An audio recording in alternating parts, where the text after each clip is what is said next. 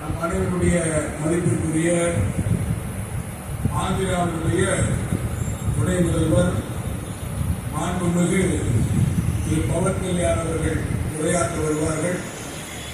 அதற்கு முன்னதாக அவருக்கு நம்முடைய மாநில நிர்வாகிகள், நம்முடைய மாநில தலைவர் அவர்கள் மாலை அணிப்பார்கள்.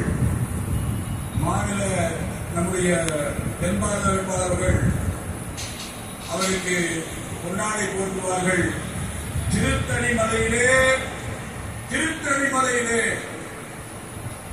வைகாசி விசாலத்தன்று வைத்து விடைபெற்ற வேர், இங்கே 6 மலையிலே வைத்து 6 நாட்கள் வழிபட்ட வேர், அந்த வேரை நம்முடைய பவன் கல்யாண் ஐயா அவர்களுக்கு, மாண்புமிகு துணை முதல்வர் அவர்களுக்கு, முன்னாடி வாங்க, 2 பேர் வாங்க, நம்முடைய துணை முதல்வர் அவர்களுக்கு நம்முடைய மேடையில் இருக்கக்கூடிய அத்தனை பெரியவர்களும் சேர்ந்து நம்முடைய அன்பளிப்பாக முருகனுடைய அருளை வழங்கக்கூடிய வகையில் இந்த வேலை தருகிறார்கள்.